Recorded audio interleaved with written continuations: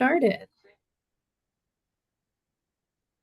Good afternoon, everyone. My name is Bob Schwartz. I'm the director of the Osher Center for Integrative Health here at the University of Miami. And I am very pleased that we have a guest speaker that I know very well. I would say that many, many decades, but I won't give away how many decades that I have known Dr. Barron. I'm very pleased that she's here to talk to us about stress, which obviously is a significant problem in our society and the people that we often take care of. So I'm going to introduce Laura Redwine, who is the director of our research program, to do the official introduction of Dr. Barron. Hi, everybody. I'm Laura Redwine, and I'm thrilled to introduce Dr. Jill Barron. Dr. Barron is a highly skilled and compassionate integrative and functional medicine physician in New York City. She's board certified in family medicine, certified in functional medicine, is a certified menopause practitioner from the Menopause Society, and is also certified in the Bredesen protocol to optimize brain health. Dr. Barron is a graduate of Princeton University and the School of Medicine at Mount Sinai. She has a master's degree in physiology and biophysics from Georgetown University. She's a visiting attending at Mount Sinai in the Department of Family Medicine in New York City, and a clinical assistant professor in the Department of Family and Community Medicine at SUNY, Stony Brook on Long Island. Dr. Barron lectures about stress management and health issues and is the author of the best-selling book, Don't Mess with Stress. It's a simple guide to manage stress, optimizing health, and making the world a better place. And it can be found on Amazon.com.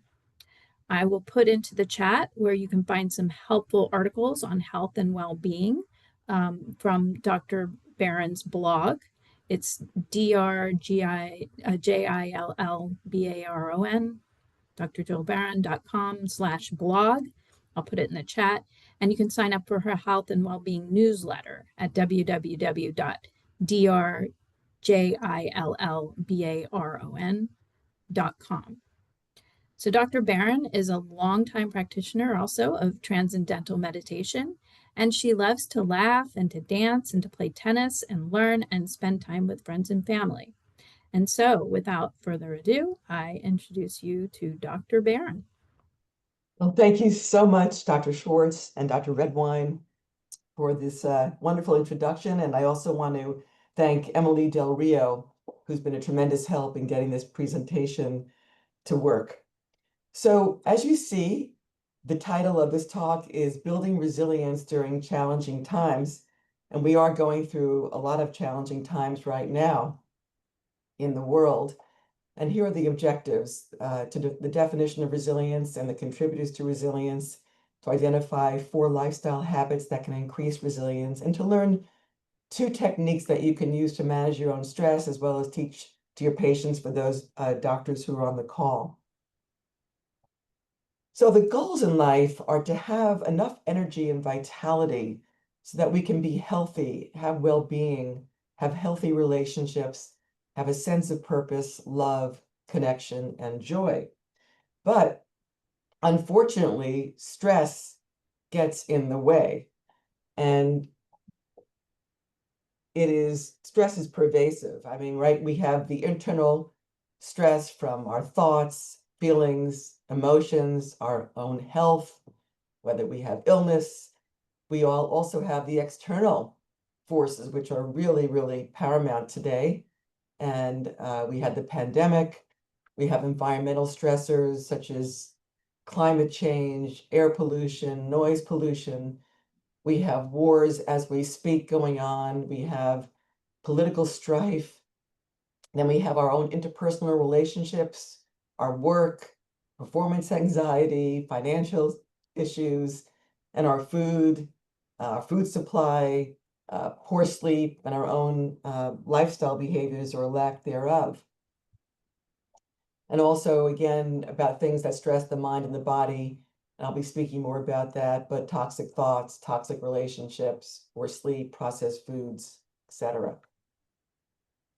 So the goal of this talk is to empower you to build resilience, and resilience and stress are kind of linked. And the idea is that we want to manage our stress and ideally at the same time optimize our health and well-being. And that is how we can build resilience. So let's talk about stress. There are many definitions, but here's one. The stress response is any physical or psychological stimuli that disrupt homeostasis, which is our sense of balance. And there are really three components of the stress response: the nervous system, the endocrine, and the immune system. And these are exemplified by the sympatho-adrenomedular axis. That's a mouthful, and the hypothalamic pituitary adrenal axis, and the immune system. And what happens is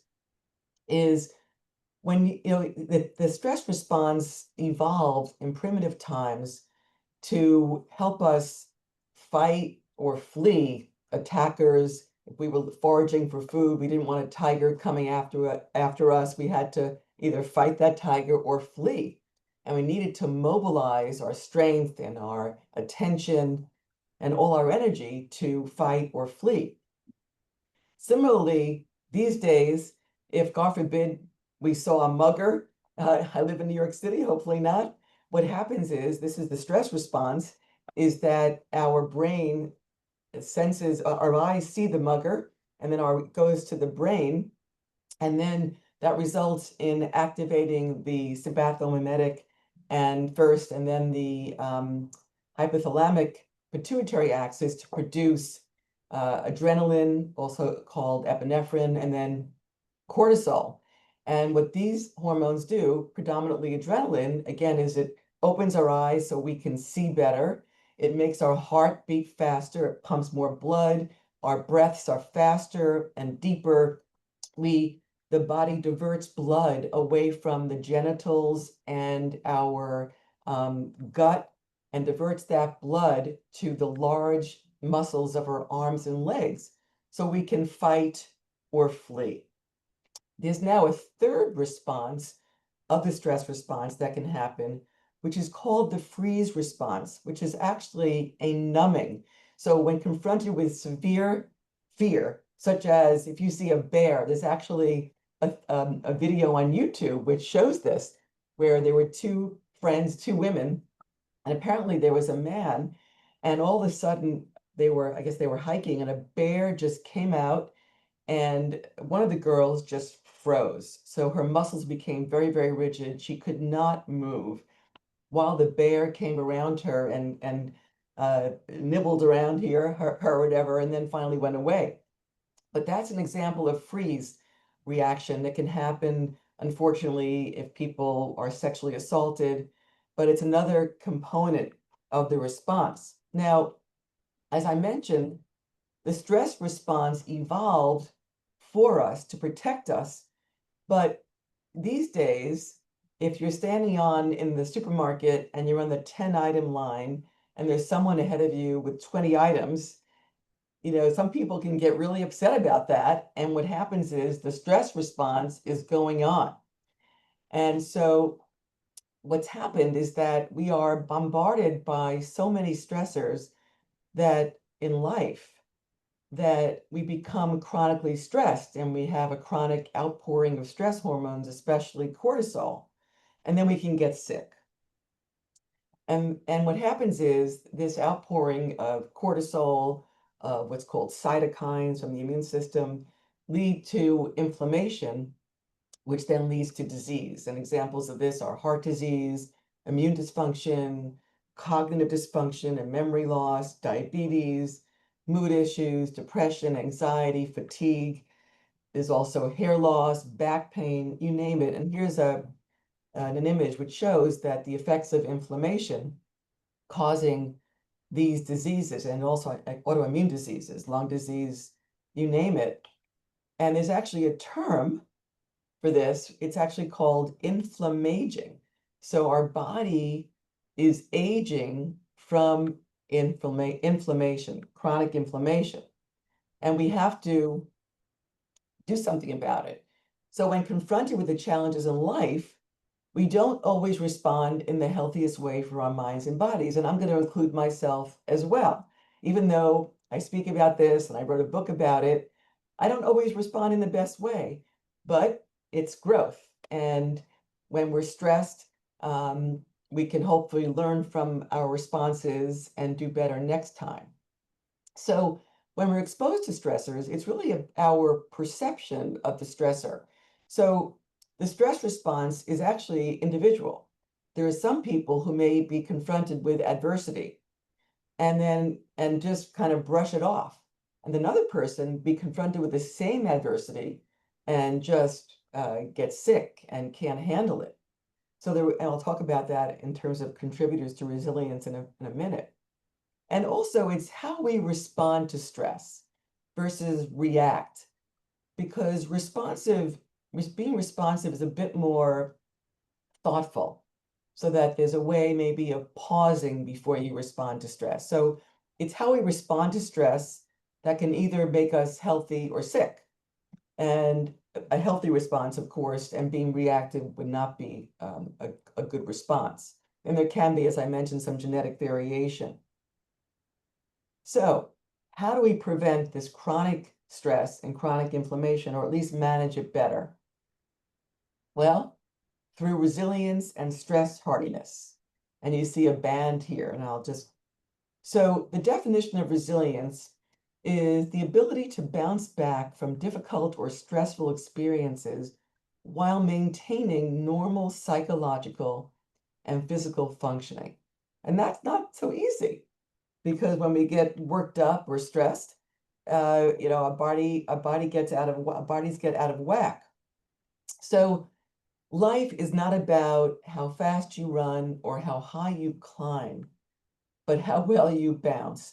And I think there are people in this audience who might remember this, but when I was a kid, I had this plastic clown that was weighted on the bottom. And when I hit the clown would go down and come back up. And this is a really good metaphor for resilience, because when we're pushed off our center by something that happens, loss of a parent, loss of a spouse, losing a job, being late for work even, what happens is we're pushed off our center, and it's how fast we can recover that really determines our resilience. So if it takes a while for you to come back to your center, that means your resilience is not as good as it can be. And there are several contributors to resilience, and it's really interesting. So there are genetic contributors, and there's actually a very large genetic component. There's actually what's for resilience. They actually have a phenotype, which is a kind of a combination of traits for a person, where there's a certain phenotype or a certain person that is just very resilient. And then there are others who are not. And there are certain genes and polymorphisms that affect the HPA axis, the epinephrine system, the dopaminergic system, the serotonergic systems, and also affects brain-derived neurotrophic factor, which is fertilizer for the brain. It helps to increase neuronal connections. It's very important. So therefore, people who are genetically programmed to not have great resilience can get depression, they can get and be more sensitive to stress. But don't give up. I'll tell you about that in a minute. Let's go to epigenetics. So epigenetics means the turning off and turning on of genes. So the DNA stays the same, but that through mechanisms such as methylation and demethylation and histone changes, they can modify gene expression. And so early childhood exposure to stressful events and trauma can result in increased risk for psychiatric disorders and decreased resilience. Then we get to developmental, which is really about the environment. And again, people who early childhood trauma and stress that can affect what's called telomere length. That's a measure of stress on the chromosomes. And the shorter the telomeres, the more stress. So the idea is that you want to have longer telomeres. And also, this early stress can affect the size of the hippocampus, which is the size of memory. And it also can result in increased pituitary stimulation, which ultimately results in more cortisol. And then, so this early childhood trauma and stress could result in increased chronic cortisol later in life. There's also an overlap to these factors. So then I'll get to psychosocial in a minute. Neurochemical. So I talked about the hypothalamic pituitary axis and the noradrenergic and dopaminergic and serotonergic systems that are running in our bodies. They affect mood, stress. And I mentioned about brain-derived neurotrophic factor, which BDNF, which is increased with exercise and decreased with stress. It can happen that BDNF gets downregulated with stress. And I want to move to psychosocial. So this is a slide. I hope you guys can see it.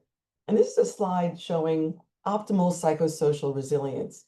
And we know that in early childhood, if we have resilience promoting factors for child rearing, like a supportive family or supportive foster care and adoption, and avoiding teenage pregnancy or avoiding repeated exposure to uncontrollable stress, abuse, war, then these children become more resilient in adulthood, and they have a better adaptive stress response and more rapid stress recovery and low susceptibility to stress-related psychopathology.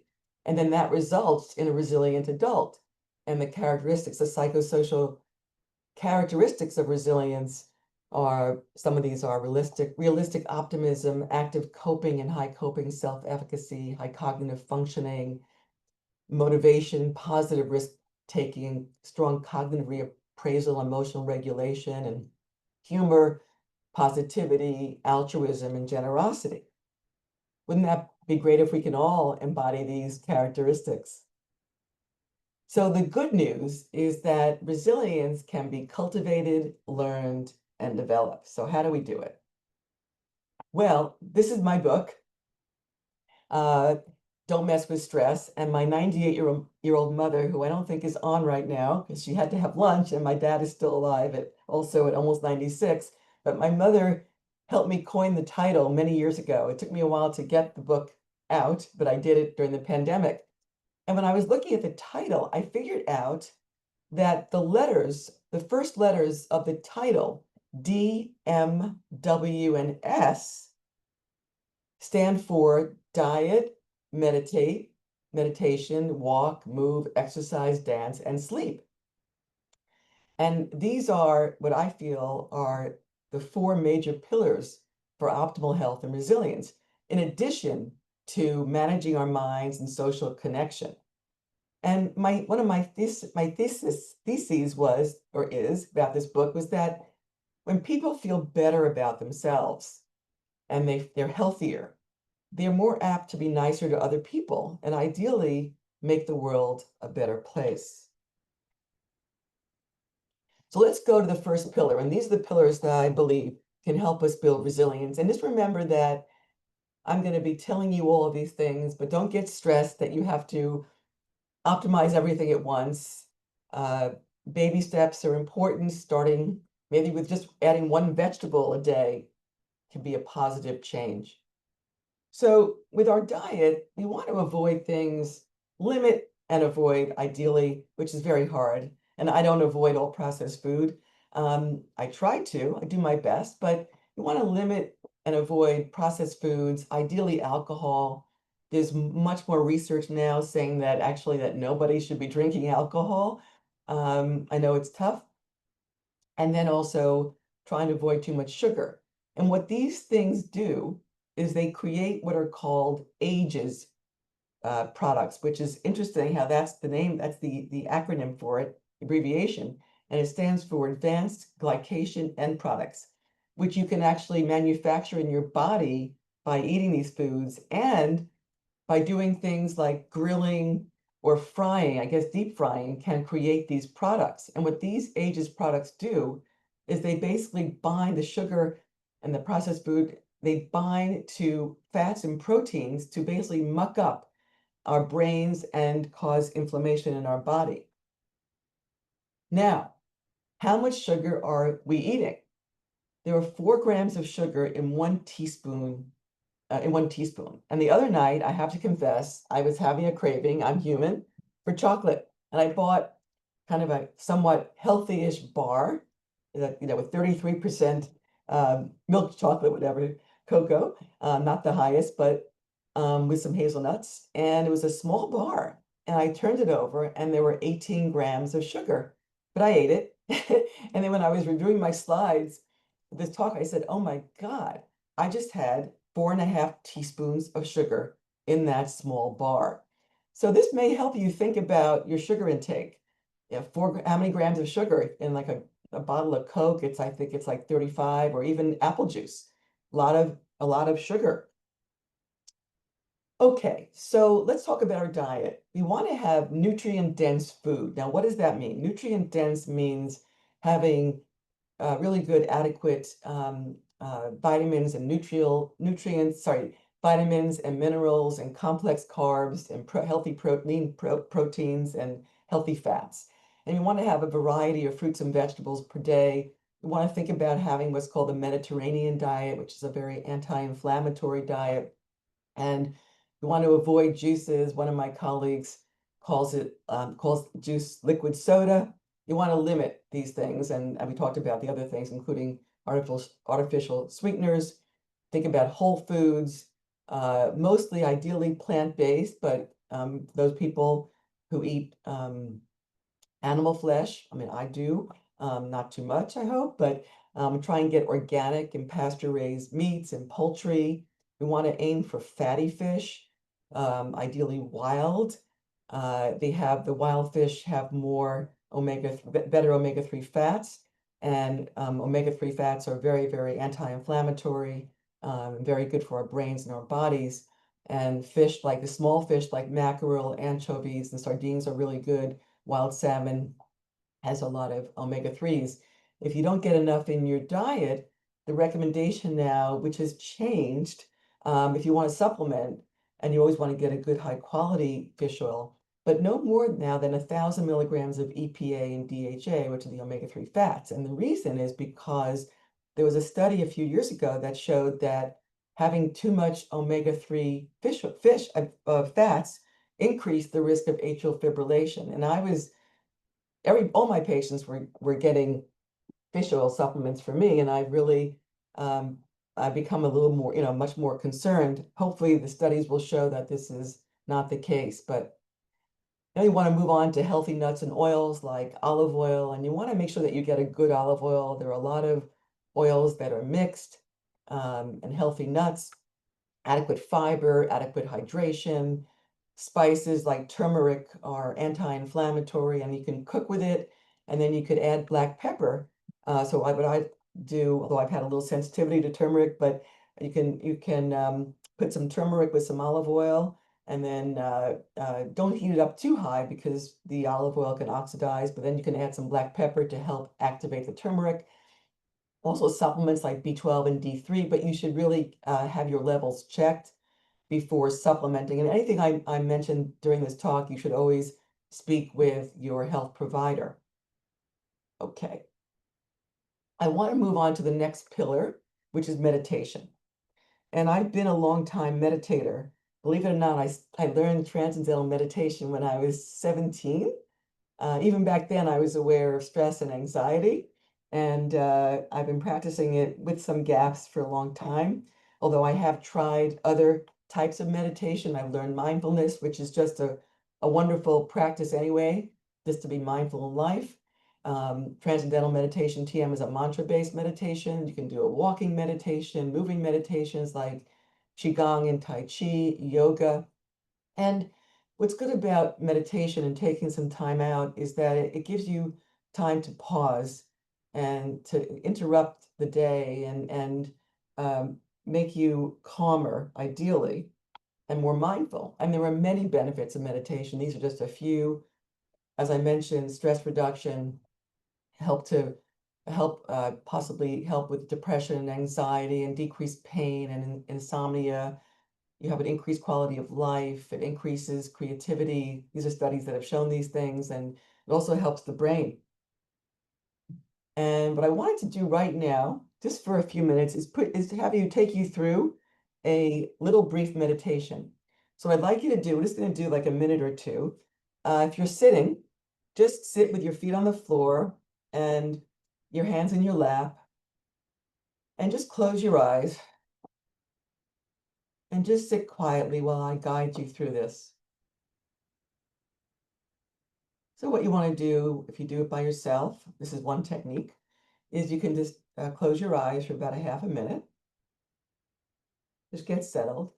And then have your awareness on the inspiration of your breath into your nose, and the exhalation either through your mouth or through your nose.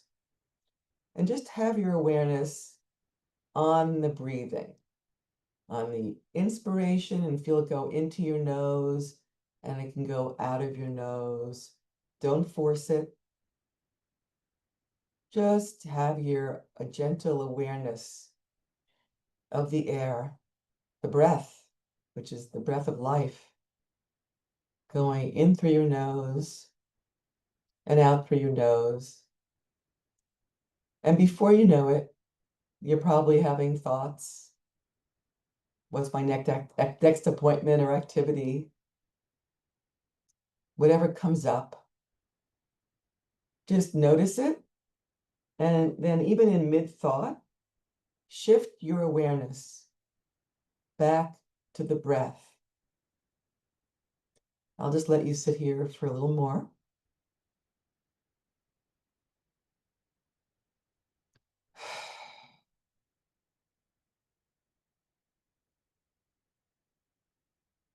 Remember, if you get thoughts, even in mid-thought, just gently shift your awareness back to the breath.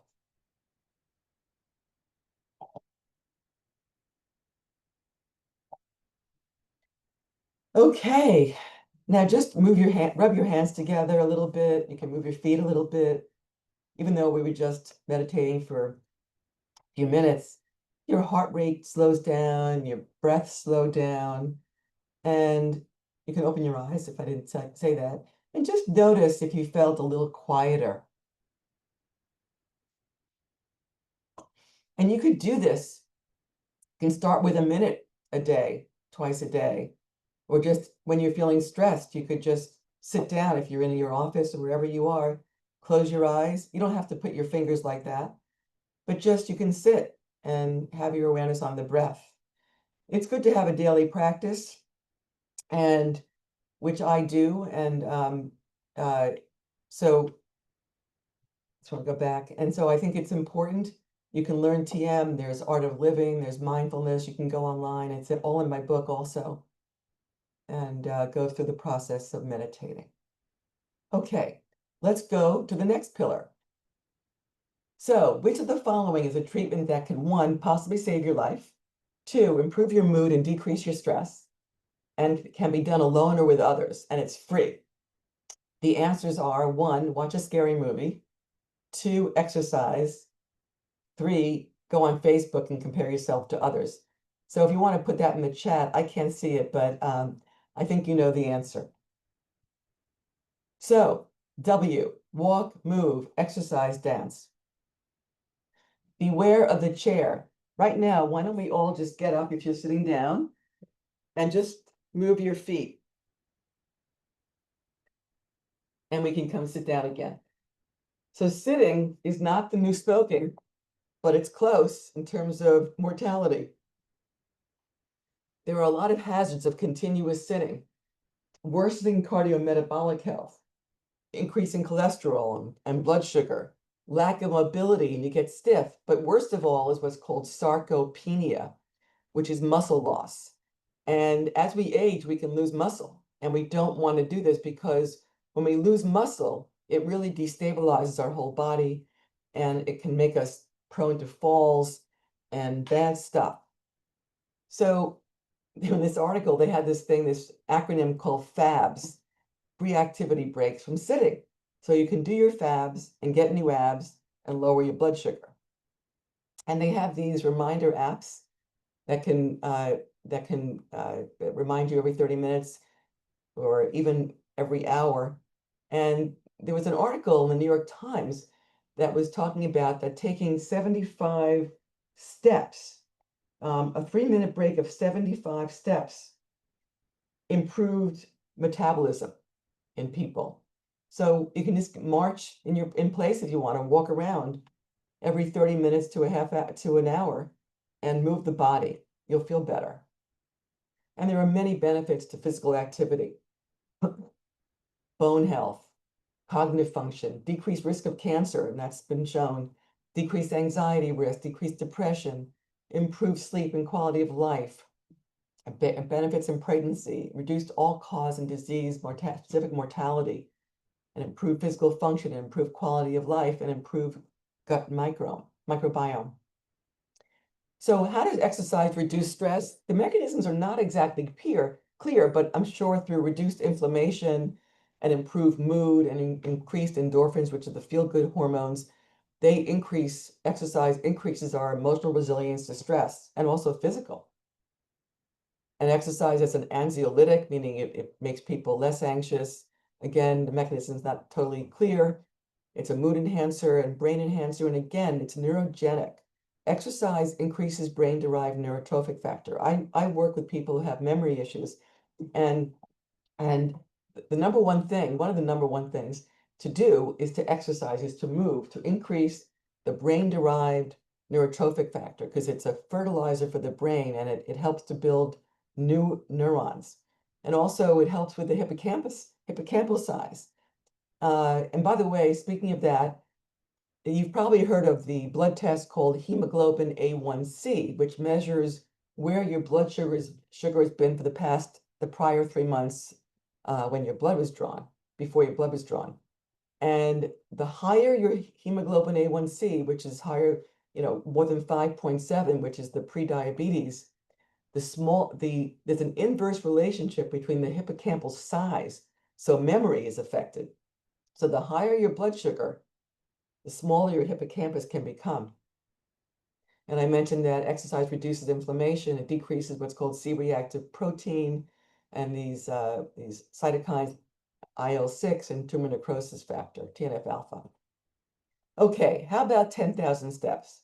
Well, this came about because there was a guy in Japan, a clockmaker, who was trying to promote fitness after the 1964 Olympic Games, and he created a pedometer, it was a 10,000 steps meter. And 10,000 steps is about 5 miles, 2,000 steps, it's about 1 mile. And then that's where it came from. And then there was an article of research by Dr. Lee et al. From Harvard, who said that the magic number is 7,000 to 8,000 steps per day. However, there was a recent article I just saw that said that 9,000 to 10,000 steps may be the optimal range to overcome being sedentary if you're sitting all day. But it really is important to move. And also, apparently, there were benefits at 5,000 steps. Okay, so what's an exercise? What's the exercise prescription? Well, for anybody out there, no one should start an exercise program without speaking to their doctor, especially if you're deconditioned, you're overweight, you have heart issues or other conditions, and you may even need a stress test. You probably can start walking, but again, just slowly, but you should speak with your doctor about that. And I'm going to show a couple of images here. Move Your Way. This was for when this is the government. I don't know if it's up these days, but it was up a few years ago. Move Your Way. Adults need a mix of physical activity to stay healthy. And actually, I think I'm missing a slide. Let me see. Oh, here it is. No, I think I'm missing. There we go. The exercise prescription is 150 minutes per week of moderate intensity aerobic activity. So that means that if you can carry on a conversation pretty well while you're exercising, or 75 minutes per week of vigorous aerobic activity where it's kind of hard to have a conversation, or a combination of both. Plus, we need strength training and moderate or high intensity strength activity like resistance or weight training at least twice per week. And this is a slide that shows that. And but if you're not doing that right now, don't start going full hog. Even 5 minutes of physical activity has real health benefits. And you want to start slowly. Start by walking. And it's good to do it, well, if you can only do 1 block or even a half block, that's fine. You just work incrementally. Ideally, you can break down the 150 minutes into 10-minute increments during the week, and then increase the duration and intensity. It's good to work out outdoors if it's not too hot. You get nature, fresh air, we hope. Working out with a partner or group increases social interaction, fun and accountability, and do what you enjoy. So speaking of that, there are some non-traditional exercise equivalents like Tai Chi and Qigong, and also other things like 10 minutes of stretching is like walking the length of a football field. Singles tennis, 30 minutes is like walking a 5K. Dancing, I'm going to talk about dancing every hour. I heard a speaker recently say 5 minutes of dancing in the morning is really great for your health. And so you can start walking as a precursor to dancing. And we can dance our way to health because there's a lot of benefits. Cardiovascular, it's an exercise equivalent. Cardiovascular fitness, strength, mood improvement, self-esteem, libido, stress reduction, flexibility, may improve constipation, affects the immune system, as I mentioned, social benefits, brain health, and osteoporosis prevention. So right now, what we're going to do is I'd like you to stand up, and we're going to move our bodies. Control. Well, except for this. Solo and build my own online. I was trying to, here we go. So what we're going to do is everybody stand up and just move your arms. I hope you can hear this. Can you guys hear it? Yes. Yes, I'm playing music, but no one could hear it. Oh, yeah, we can hear your voice, but not the music. All right, well, this is okay. Audio settings, let's see how I can do this. I don't know how do I do that? I guess okay, so it's not working. But what I was going to do is it's just not working, unfortunately. Let's see, I'm just trying to see here really quick. That's too bad. Okay, I had some music, and I wanted to show you how good it feels to dance. So we'll skip that. And again, about activity, any activity is better than no activity. And the article in the Times said that people who are active outlive those who rarely move. So we want to keep on moving. Let's go to the last pillar, which is sleep. So we know that sleep deprivation causes irritability and memory loss and depression and increased blood sugar and accidents and infections and heart disease. When you get deprived of sleep, cortisol increases, which could increase blood sugar, and it can make you not feel good. Oops, I just lost the, oh, here we go. So, and then we have causes of insomnia, poor sleep, and there are many causes. The anatomic in your face and your throat, your uvula, your nose can cause issues breathing, bruxism, which is teeth grinding. If you have reflux, you can wake up choking from reflux. It can interrupt your sleep. Sleep apnea, where you have periods where you don't breathe. Snoring, where your partner or spouse may snore. And also ruminating thoughts, worry, anxiety can all keep us up. And there are treatment approaches to insomnia. First is sleep hygiene, which is really crucial. Then there are drugs, and then non-drug treatments. And ideally, sleep hygiene, we'll start with that. is you want to go to bed ideally at the same time each night and get up the same time each morning, ideally before midnight, because then after midnight, cortisol could rise. You're going to sleep in a dark, quiet, cool, comfortable environment, exercise daily, ideally not before bedtime, although there are people who can exercise before bed and have no problem going to sleep. The biggest issue I know for me is the phone and screens, and ideally we should not be exposed to them for an hour before bed because of the blue light. Ideally, we should relax before bedtime, have a warm bath or some reading reading material that's more soothing. Avoid the news, avoid alcohol and stimulants such as caffeine late in the day. A good rule of thumb is to not have caffeine after 12 noon. Avoid nicotine. I didn't even mention about smoking and drugs, but these are things that people shouldn't be doing. And then in general, but you want to consult your healthcare professional if you have ongoing sleep problems. Now, the problem with drugs is that you can get dependent and tolerant with long-term use, and it may affect your brain function. So the number one treatment right now for insomnia is called CBTI, Cognitive Behavioral Therapy for Insomnia, which takes the tools of what's called CBT, Cognitive Behavioral Therapy, which deals with distortional thinking and has you challenge them, but also use some other modalities. And there's a free app. It's a great app. It's called CBT-I Coach. It's free. It was a combination effort with Stanford University and the VA and the Department of Defense, and they keep on improving it, and I recommend it. Or there were practitioners who teach CBTI. So those are the four pillars, and these other pillars are just as important.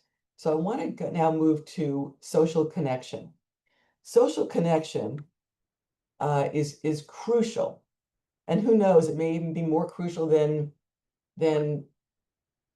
smoking or not smoking and the other pillars, because social isolation and loneliness can cause real problems with our bodies, inflammation, loss of brain functioning, Alzheimer's can increase. And during the pandemic, we saw people having real issues when they didn't have contact with their families or friends. So it's really important to build social connections, your friends, your family, and really it's a major part of the benefit in terms of resilience with social connection is the hormone oxytocin, which is produced by us, by men and women, when we're connected with people, when we are touched, when we hug someone, when we are with having intimate relations or just being with people that we like. Oxytocin is produced, and it helps decrease stress, the stress response, and it helps to increase resilience. And lastly, I want to talk about, gaining control of your mind, because gaining control of your mind is really the linchpin and the orchestra conductor, basically, for everything. You have the physiological pillars, diet, meditate, yoga, walk, move, and sleep, which build your resilience, mind and body. But then it's dealing with the exigencies of life that is where you need your mind to work positively. And it's not easy, especially when there are threats to us, real and imagined. But if you can possibly try and adopt a positive mindset, find purpose and meaning in life, do what's called cognitive restructuring, which is the CBT, and you could do that with other people. Besides the CBTI, this is where when you have negative thoughts, like you're going to fail a test, or this person doesn't like me, these are what are called cognitive distortions, like catastrophizing or all or nothing thinking. And you can challenge these thoughts. There are books. There's a great book by David Byrne, came out many years ago. I'm blanking on the title, but it's a really good book, and you could learn what's called cognitive behavioral therapy, also DBT, which is dialectical behavioral therapy, which helps you with emotional regulation and mindfulness and interpersonal effectiveness. And I'm blanking on the last one. Okay, and then, oh, distress tolerance. We also have to have some humor. We have to laugh at things because otherwise we might cry. And again, it's important to have compassion and self and others, and gratitude. Gratitude, I've been doing for the last several months. Every night before I go to bed, I have a little book and I write down 3 things that I'm grateful for. And nurturing gratitude has been shown to be helpful for resilience. And it makes you appreciate what you have. So before we end, I'd like to give you an in-the-moment technique. Well, 2 of them really. Well, we talked about positive self-talk, that's important, but a breathing exercise. First, when in doubt and you're feeling stressed, just take a deep breath in through your nose and out through your mouth. Nice and slowly, in through your nose, and then long and slow out through your mouth. And there's a technique that I learned many years ago when I attended a conference at Stony Brook, and it was called it's called the I am relaxed technique. So what you can do, you can be sitting or standing, you can have your eyes closed or not. And right now, I'm gonna call out the commands. Take a deep breath in through your nose and think the words I am and hold for 3 counts, 1, 2, 3, and exhale long and slow through your mouth.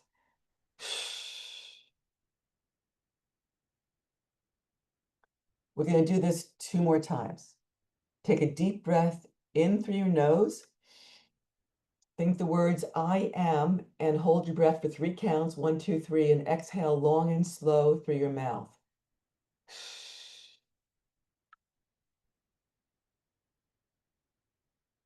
And 1 more time. Take a deep breath in through your nose. Think the words I am and hold your breath for 3 counts, 1, 2, 3, and exhale long and slow through your mouth. Just take a minute. You don't want to do it fast. And just see if that interrupts the stress cycle. So, in summary, I've spoken about resilience and stress hardiness, how we can build this. Your genes don't necessarily dictate how you will become. So you can learn how to be resilient.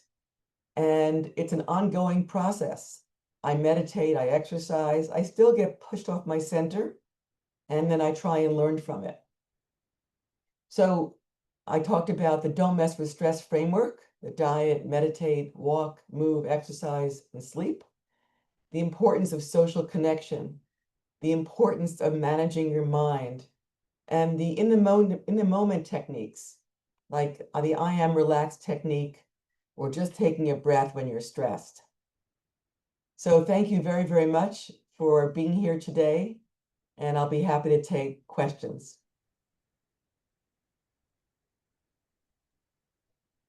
Thank you so much for this wonderful talk. So if anybody has questions, either put it in the chat or raise your hand, preferably the chat to begin with, but if you don't feel comfortable with that, raise your hand.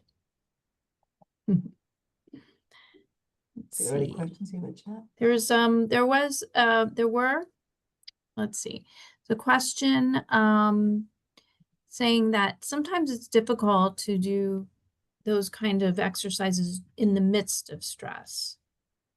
Do you Well, have another thing, another thing you could do also is called the grounding technique. So let's say you're feeling really stressed. You can actually, let's say you're at work and you're feeling stressed, you can actually go into your office or just stand there maybe, or go into the bathroom and actually feel your feet on the ground. So you're connecting with Mother Earth, even though you may be a few flights up, but you can just kind of get grounded and breathe. You can do the grounding exercise and take a breath if you can. And do the best you can. There's another question here I see about medical tests.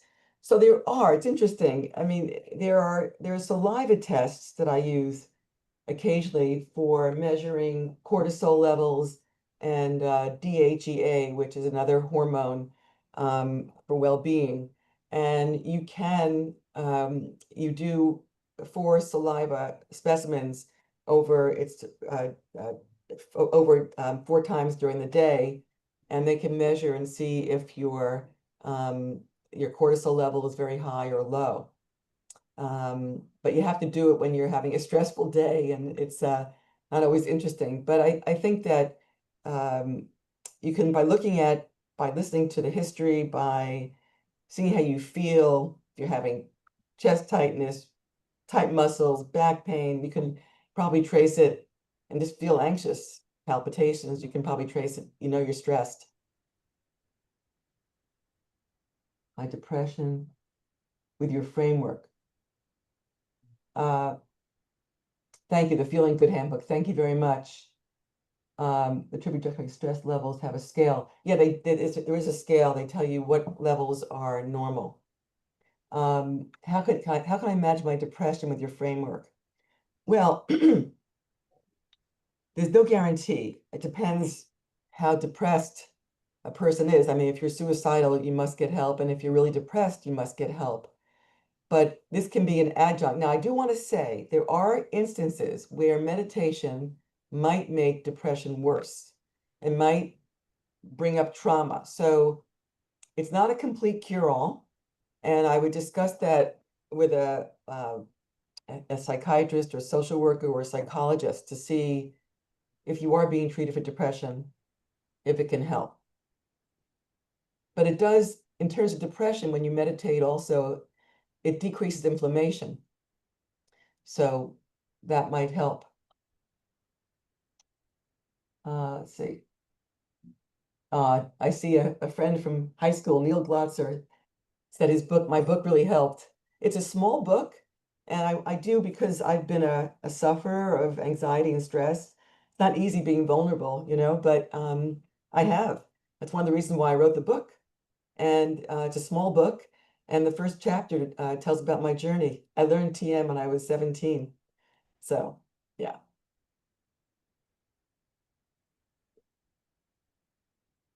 Then somebody asked about pro-BNP, whether that is a measure of stress. It's brain type natriuretic peptide. It's BNP.